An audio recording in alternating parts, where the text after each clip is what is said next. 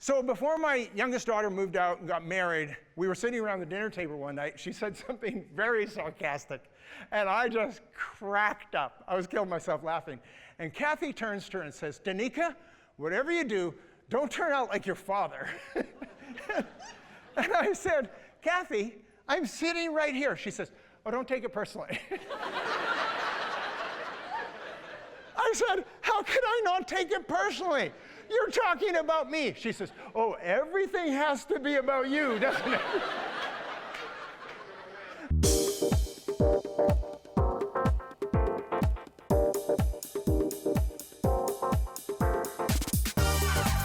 Welcome to Church of the Rock from Winnipeg.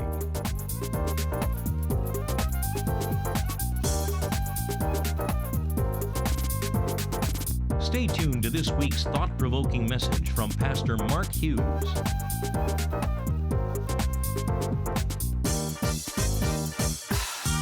So today I'm doing part 2 and concluding my little mini-series called When the Tough Gets Going. Not to be confused, when the going gets tough, the tough get going. That's a different thing. We don't know any tough people. We're talking about when things get tough, and then continue to get tough and get even tougher. And what do we do about it? And last week we looked at that, and we discovered this. You didn't like it, but I said things usually get worse before they get better. Wasn't that a great message? And but we found out that we had a promise from Psalm 34, and it was this, that many are the afflictions of the righteous, but the Lord delivers him out of all. It delivers them out of them all. So here's what we're going to do when the tough gets going. We're going to take this to another level, and I'm going to take you to a verse that you all know. I'm sure you all know of it. You've heard it many times. It's kind of one of those ones you love to hate, but it is such a powerful and instructive passage, and it's in Romans chapter 8, verse 28. As soon as I start reading it, you'll recognize it. And here's what it is. We know that all things work together for good, for them that love God, to those who are called according to his purpose. That's it. That's the whole message today on this one little verse. And we're going to workshop it kind of like I did with Psalm 34 last week. And I'm going to ask you some questions and you give me the answer. So the first question is this. What things work together for good? All things. It says all things work together for good. It doesn't say all good things.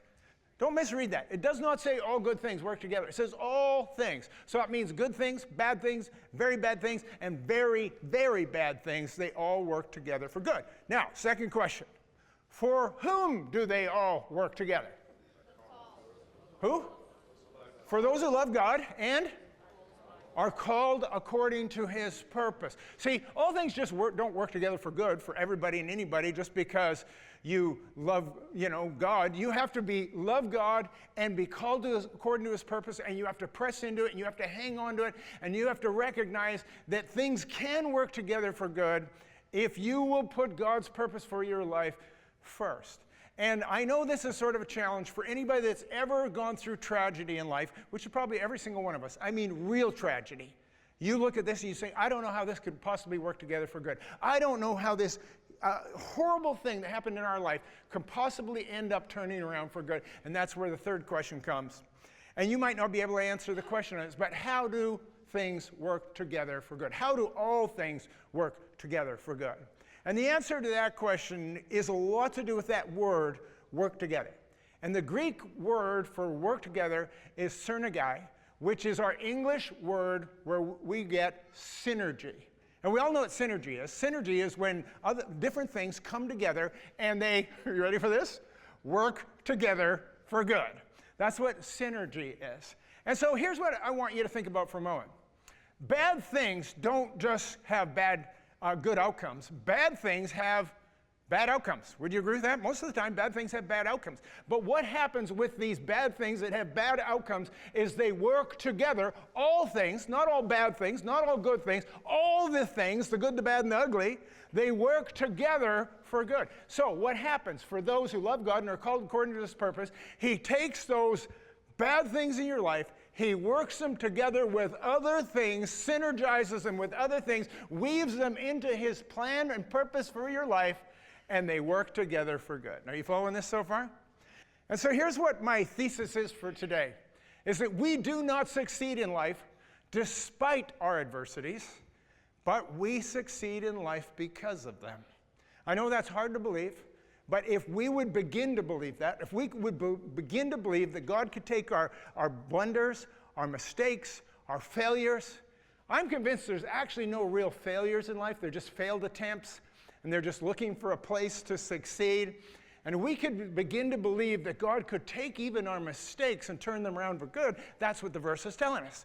All things work together for good. So in 1968, there's this chemist. He's working for the 3M company, and he's been charged with the task of creating a super glue. Now, in 1968, there was no super glue, no Gorilla Glue, no Crazy Glue. This was his job to make the super glue. And so he was formulating, and he came up with what he thought was going to work, and it turned out to be completely feeble. It wasn't super glue, it was silly glue. And whatever he glued together, it just fell, he could just pull it right apart. It was ridiculous. And so anyway, he just hung on to it. Now the other chemists, they mocked him for this. And of course, they laughed at him. And he said, no, this is just a solution waiting for a problem. So his name was Spencer Silver. And for years and years, he hung on to this. He said, one day this is going to become useful. Well, he had a fellow chemist there that worked with him. His name was Art Fry. And he was a choir director at his church. And every Thursday night, he would go down to the church building, and he'd have choir practice, and he would tell his choir people, now we're going to do this hymn, and this hymn, and this hymn, and he got them to stick a little piece of paper between each page, so when they were singing and doing their songs, they could quickly flip to each one of the songs. But inevitably what happened between Thursday night and Sunday morning, the pieces of paper fell out of the pages, and there they were flipping through their hymnals, trying to find the right page to sing. And he thought there's got to be a better solution. So he went back to work on Monday morning, and he went to his friend Spencer Silver, and he says, you know that silly, useless glue you created? He says, I got an idea. What if we put it on a piece of paper, and we could put it in and use it as a bookmark? And the two of them thought about it. And he said, do you have any paper around here? The only paper they had was yellow. That's all they had in the shop, so they grabbed yellow. You know where this is going now, don't you? And so they went and got this yellow paper, and they put this silly glue on it, and he took it, and it worked like a charm. And of course, I am telling you the history of the Post-it note. Everybody got it. And here we have Art Fry. He loved to put those things. You go on the line, you'll see him in every picture. He's got a Post-it note in his forehead. What everybody thought was a failure turned out to be one of the greatest successes that 3M ever had, earning them, are you ready for this? $1 billion. And so what we need to recognize is that God's willing to take our mistakes and our blunders, and he's willing to weave them together for good. Because how does that work? How does it work? How do all things work together? So we're going to throw it up on the screen. Here it is. Number one, attitude is everything. Number two, action is essential. And number three, achievement is eventual. So the first one is this. Attitude is everything. If you've hung around me any amount of time, you'll know that's one of my mantras, and I have a few of them, but this is one of them. My staff all knows this. They all know that attitude is everything. And you know what? We'll overlook a lot of blunders, a lot of mistakes, even egregious mistakes. As long as they will have a good attitude about things, we'll probably let it slide. But when we look in Scripture, we find that it's really true that attitude truly is everything. And I'll give you a story you all know from Scripture, and we rarely think of it in terms of attitude, but it is. So it's the story of the children of Israel when they first arrived for the very first time in the book of Judges at the Promised Land. They don't know what's in the Promised Land. They know it's a land flowing with milk and honey, but they have no idea what's there. So Moses decides he's going to send the 12 spies. One spy from each of the tribe, and he gets these 12 men, and he gives them their assignment, and off they go. And they're gone for several days, and then they return. And of course, they have a bunch of grapes so big that they have to carry it on a stick. And they've seen land that was truly flowing with milk and honey, but there was also something else in the land. Who remembers what it was? It was giants. So then these men stood up and gave the report to the people. And the 10 of the 12, they stood up, and they said, there's giants in the land, and we are like grasshoppers in our own sight and also in theirs. And then only the two of them, Joshua and Caleb, and they stood up, and they said, let us go up at once, for we are well able to overcome it. Now here's my question for you. These 12 people, these two groups, the 10 and the 2, they all had the same experiences. They all went out at the same time. My question for you is, did they all see the same thing? All 12 of them saw the same thing, did they not? They had the same experience, they saw the same things, they witnessed exactly the same thing. So they came back with 2 different reports. So what is the one singular difference between these 2 groups of people? Their attitude. One group said, we can't do it. One group said, we will be overcome. The other group said, let us go in at once, for we are well able to overcome. You see, this is what attitude is all about. But see, here's the problem. We live in a time of such negativity today. And every single night you turn on the television and you see the same thing. Somebody whining about something, about how the world has conspired against them and the government needs to do this or so-and-so needs to do that. And I'm thinking, if that's what you want, if you want to go through life as a victim, you go right ahead. But my guarantee for you is that you will have abject failure in your life, because that's what victimhood produces. And we have to decide, are we going to be a victim or a victor? Speaking of victor, I want to tell you a story. And if you've read my book, A Greater Purpose, it's in that book, so some of you will recognize this story. But it's about a man by the name of Viktor Frankl. It's actually in his name. And he was an Austrian Jew in the Second World War. And the Nazis came in to his town, and they took a bunch of people captive, and they killed a bunch of people. And they killed his mother and his father. They killed his wife, and they killed his children. And they took him into a prison camp, a concentration camp. And he writes in a book, he wrote a book, it was called Man's Search for Meaning. Here's a picture of Viktor Frankl, by the way. And he wrote this book, Man's Search for Meaning. And in it he says, and he describes the lowest moment in his life. And the lowest moment in his life was that time when he arrived at that concentration camp. He had lost his entire family, everything he had, his home, his business, everything he had, gone. And not only that, he was stripped naked, standing in front of his captors. And as he was standing there, one of the guards spotted his wedding band on his finger, and he came over with some tin snips and cut the ring off. And that was his lowest moment. And he had a thought in that moment. And the thought was this: you can take my family, and you can take my wife and my children. You can strip me of my clothes and my dignity. You can take my freedom from me. But there is one thing you cannot take, and that is the power for me to decide how I will react to how you treat me. You see, that's the power of attitude. And he later went on, he survived obviously the Holocaust. He went on to become a very successful and eminent psychiatrist. He wrote this book and many others, Man's Search for Meaning. And his writings became the basis for post-war psychology. And he believed that everyone has the power of self-determination in their life. And they have to decide whether you're going to be a victim or a victor. We don't recognize that we can determine in ourselves how we are going to respond to every situation in life. So I'm going to tell you a Canadian story, a story you all know, and it's the story of Rick Hansen, Man in Motion. How many of you know this story? And it's one of my favorite stories because I kind of watched it play out. Here's the thing, Rick Hansen and myself, we're the same age. We're born just a few weeks apart in the same year. And I remember when this whole thing played out. When he was 15 years old, he was in an accident, and he got a spinal cord injury. He's paralyzed for the rest of his life from his waist down. And in 1980, you all remember this, he watched, as Canadians all did, he watched the story of Terry Fox as he attempted to run across the nation raising money for cancer, only to be struck down in his cancer and succumbing to it before he finished his journey. So he decided right then and there he was going to do the same thing. He was going to do it for spinal cord research, and he was going to do it in his wheelchair, and he wasn't going to go across Canada. He was going to go around the world. So in 1985, he began his journey, and away he went on this wheelchair. Here's a picture of him, young Rick Hansen at the time, and away he went. He went to 34 countries. He traveled 40,000 kilometers. It took him 40 months, and he wore out 94 pairs of gloves. And in the journey, he raised $26 million for spinal cord research, and since then he's raised another $260 million. And I'll never forget, on the 25th anniversary of this event, that he was being interviewed by the CBC, and they asked him the question about his injury so many years ago, and this is what he said. He said, "My injury has defined me.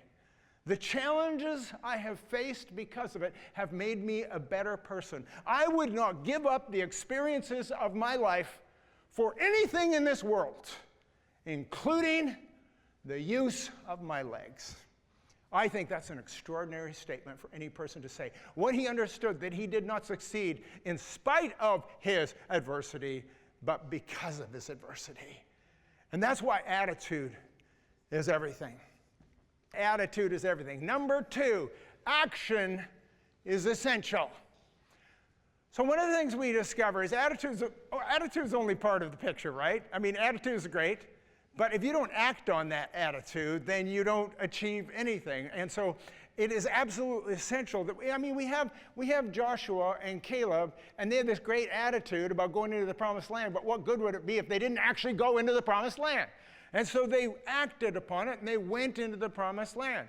And we look all the way through Scripture. What if David decided not to act? Sure, he felt he could take Goliath, but he went and he did it. He had to act on it. What would have happened if Peter hadn't stepped out of the boat? If he had not acted, he would have never walked on water. If the man who was lame and lying on the cot, Jesus said, take up your bed and walk, what would have happened if he didn't stand up and take up his bed? He wouldn't have walked. And it was Stephen Covey who wrote in his book, and if you've never read it, you should, 7 Habits of Highly Effective People. And he says this, act or be acted upon. I love that expression, act or be acted upon. Isn't that how life works? If you don't act, someone will act upon you. If you don't act, someone will act for you. Having said that, here's the proviso. We need to learn the difference between action and reaction.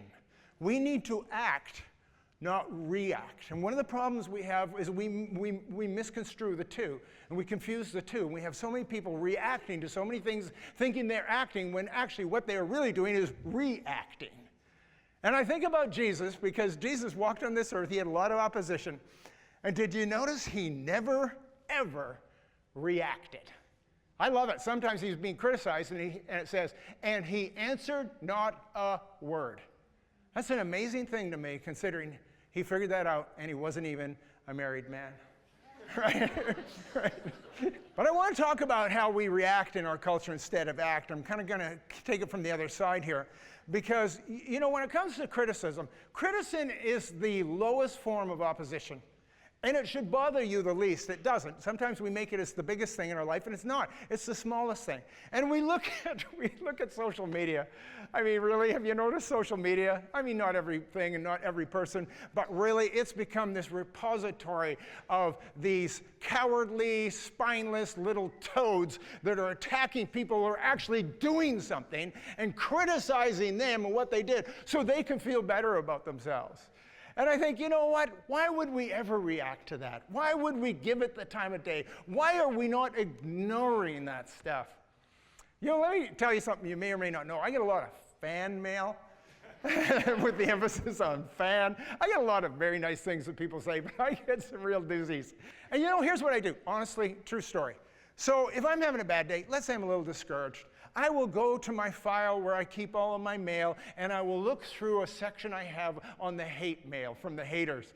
And I read it because it just entertains me so much. It is so funny. And I'll take it around and I'll show the staff. I'll say, look what this person went to all the trouble of writing.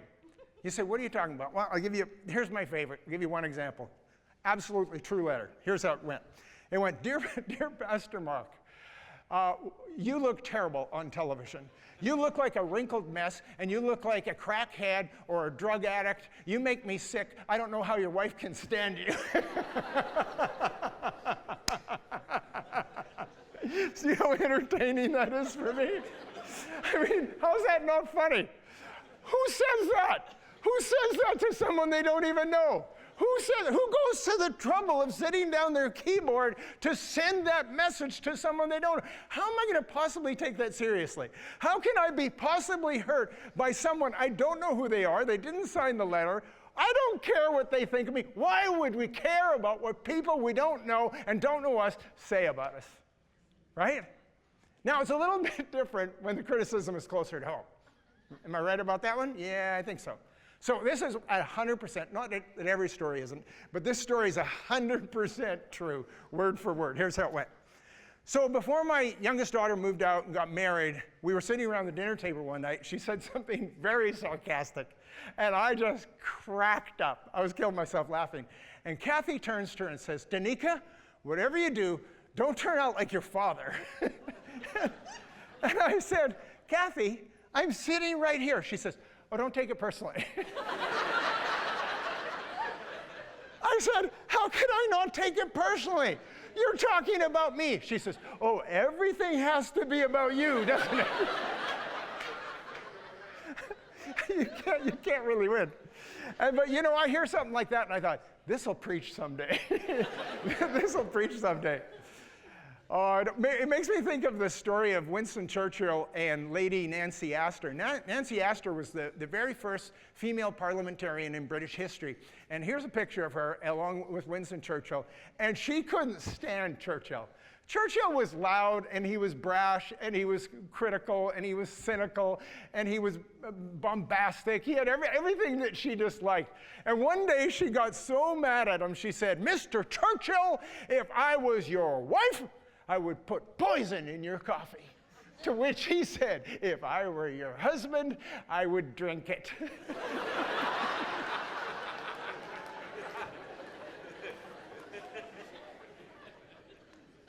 Here's what I think we need to remember, people. We do need to act, but we need to remember that we do not wrestle against flesh and blood.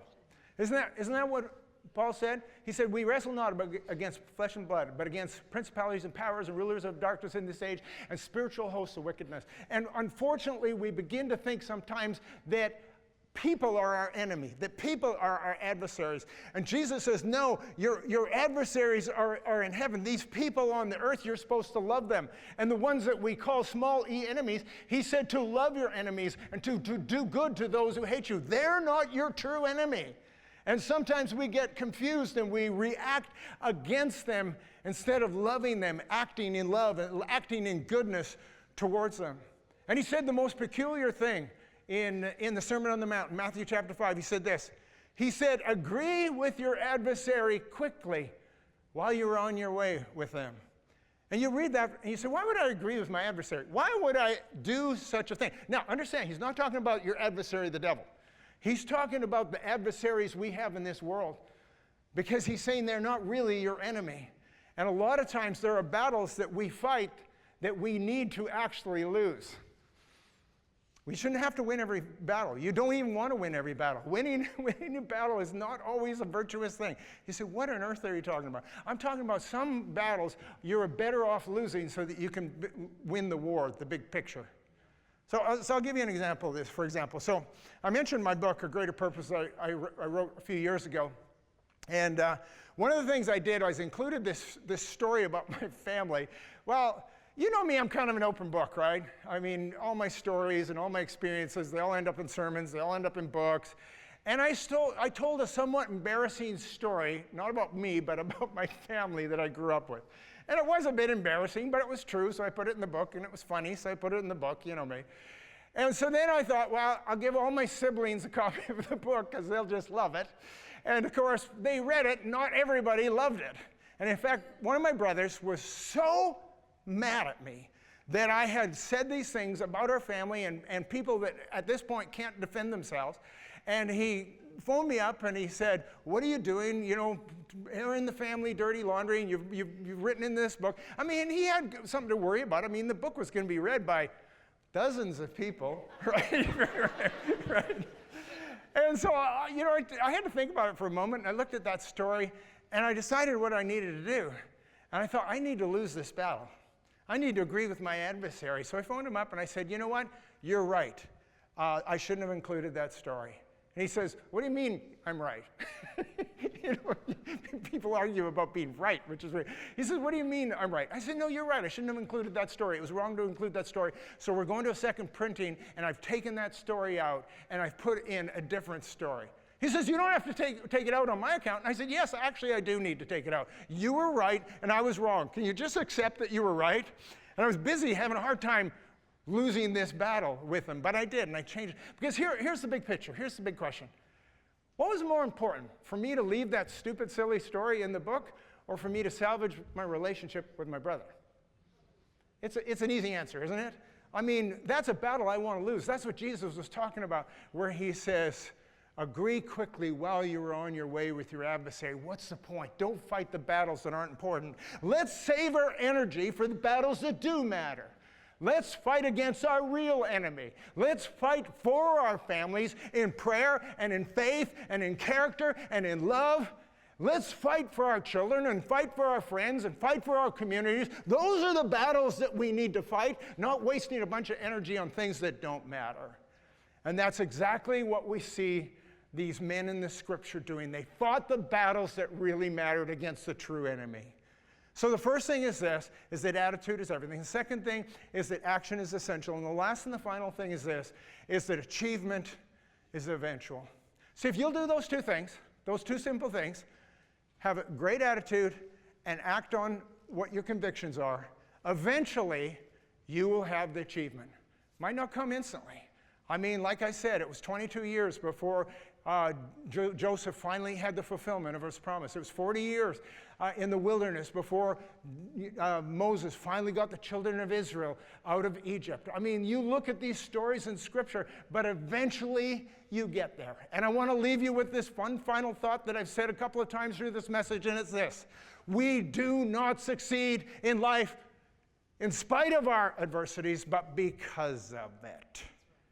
Now here's one of the stories I've told many times, so some of you might recognize it, but it'll so perfectly illustrate this message. And it's the story of Kevin. Kevin was 10 years old when he was in a car accident, and he lost his left arm right at the shoulder, lost his whole arm. And it was a tragic thing for this young boy to lose his arm like that. And the parents were grieving it, and he was grieving it. It was a challenge. And after he'd healed up and stuff, they're trying to get him back to some sort of life of normality. And they said, why don't you go into a sport? And they're thinking, soccer? He's got two good legs. Soccer would be perfect. You don't even want your hands, let alone need them. He says, no, I don't want to play soccer. I want to do judo. They said, well, you don't have a left arm. He says, I want to do judo. So they took him down to the judo studio, and they said to the instructor, our son wants to learn judo, but he's got no left arm. The instructor looked for a moment and said, I can train him. So he started coming once a week, and he was working with him. And for whatever reason, the instructor was working separately with Kevin, apart from the rest of the boys and girls, and he was doing something unique with him, and he was teaching him one move. He said, I'm going to teach you one move. And week after week went by. He said, why am I only learning one move? He says, trust me, you need to learn this move. You need to perfect this move. This is the most important judo move you can do. So then what happened was several weeks into it, months into it, they went to their first competition. So he said to Kevin, when you get out there on the mat, just do the move. So he goes out, first match, does the move, and he wins. Goes out, second match, does the move, and he wins. Third match, goes out, does the move, and he wins. He makes it all the way to the finals. But now he's in the finals against this humongous 12-year-old. You know what 12-year-olds can be like, right? So he's wrestling this monster of a kid, and the kid is just pummeling him, so much so that the ref wanted to stop the game. And the instructor said, no, don't stop the game. And he looked at Kevin, and he said, Kevin, do the move, right? Now, Kevin knew, he only had one move, so he knew which move he was talking about. So Kevin mustered all the strength he had within him, he did the move, and he pinned the 12-year-old, winning the whole championship. And there he was, sitting incredulously on the bench with his giant trophy on his lap. And he says to the instructor, I don't know how I managed to win this championship. And the instructor said, I'll tell you how you won. First of all, you have mastered or almost mastered one of the most difficult moves in judo. And secondly, the only defense against it is for your opponent to grab your left arm. We do not succeed in life. Despite our adversities, we succeed in life because of them. All things work together for good to those that love God and are called according to his purpose. Many are the afflictions of the righteous, but the Lord will deliver him out of them all. Let's stand together, shall we? If you'd like a booklet to help you understand more about God's gift of forgiveness and reconciliation through Jesus Christ, please contact us, and we'd be happy to send you a free copy of the Book of Hope. Visit our website at www.churchoftherock.ca. Thank you for watching, and God bless you.